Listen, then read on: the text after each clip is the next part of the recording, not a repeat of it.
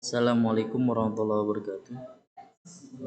Perkenalkan, nama saya Thoriq Azhar Fauzan dengan NIM 3122101007, kelas TI 22A2.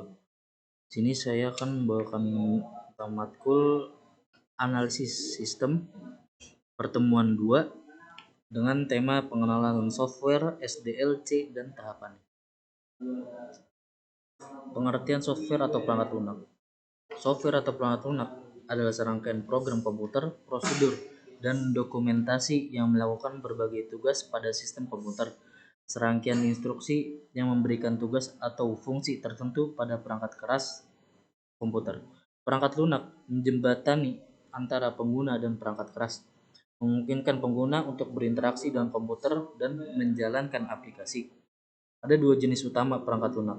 Satu, perangkat lunak aplikasi dibuat untuk memenuhi kebutuhan pengguna akhir dan mencakup program-program seperti pengolahan kata, spreadsheet, dan fungsi kepada perangkat keras serta aplikasi perangkat lunak lainnya. Sistem operasi adalah contoh perangkat lunak sistem.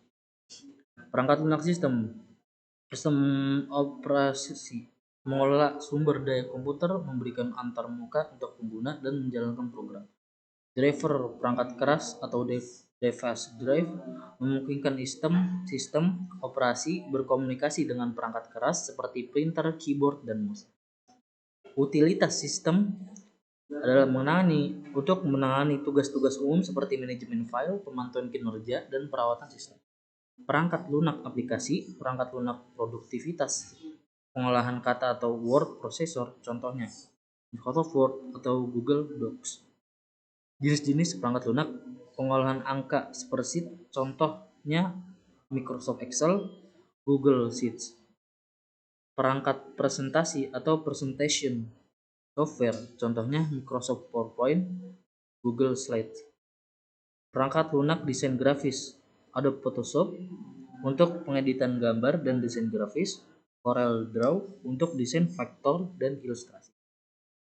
Perangkat lunak keamanan antivirus seperti Norton, McAfee, Avast, lalu firewall seperti Windows Firewall, Zone Alarm. Lalu perangkat lunak pengembangan development software, IDE, Integrated Development Environment seperti Visual Studio, Eclipse.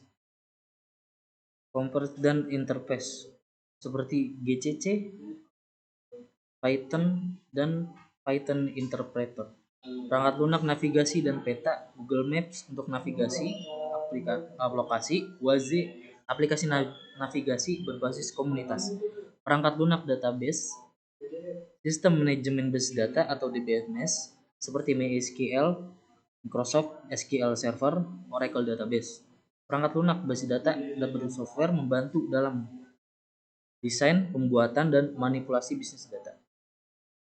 Perangkat lunak hiburan seperti media player, VLC, dari permainan sederhana hingga permainan yang kompleks. Lalu perangkat lunak jaringan, web browser seperti Google Chrome, aplikasi email seperti Microsoft Outlook, dan chat dan kolaborasi seperti Slack.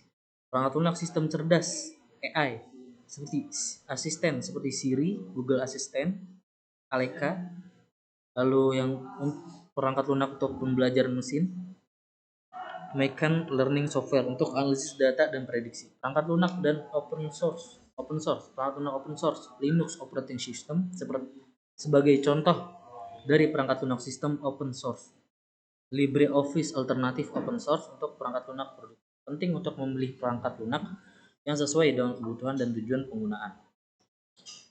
Perangkat lunak dapat diklasifikasi berdasarkan cara penggandaannya atau lisensi yang dimiliki. Berikut adalah beberapa jenis. 1. Perangkat lunak property.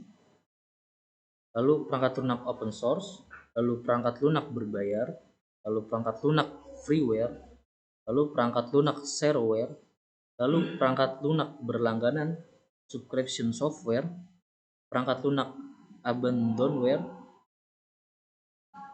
Catatan penting, pemilihan jenis perangkat lunak seringkali tergantung pada kebutuhan anggaran dan preferensi pengguna. Memastikan legalitas penggunaan perangkat lunak sangat penting untuk menghindari pelanggaran hak cipta. Software Development Life cycle atau SDLC. SDLC adalah proses yang digunakan untuk merancang, mengembangkan, dan menguji perangkat lunak. Setiap tahap dalam SDLC memiliki tujuan dan aktivitas yang berbeda dan membentuk dasar untuk pendekatan pengembangan perangkat lunak secara menyeluruh. Tahapannya dapat dibagi menjadi beberapa fase. 1. Perencanaan, implementasi, pemeliharaan. Catatan penting, iterasi dan siklus hidup rekayasa lunak SDLC dapat linear atau iteratif. Misalnya, metode iteratif memungkinkan perkembangan bertahap dan penyesuaian berbasis umpan balik. Kualitas dan dokumentasi. Lalu manajemen proyek. Tahap perencanaan dalam software development life SDLC merupakan langkah awal yang penting untuk menetapkan arah dan tujuan proyek.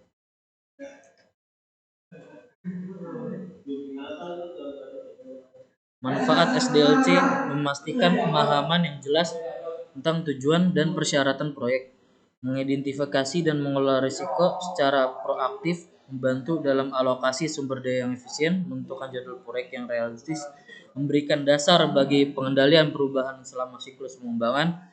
Tahap perencanaan sangat penting karena menciptakan fondasi yang solid untuk proyek pengembangan perangkat lunak, membantu menghindari masalah di kemudian hari, dan memastikan keberhasilan keseluruhan proyek. Mungkin cukup sekian, kurang lebih mohon maaf. Assalamualaikum warahmatullahi wabarakatuh.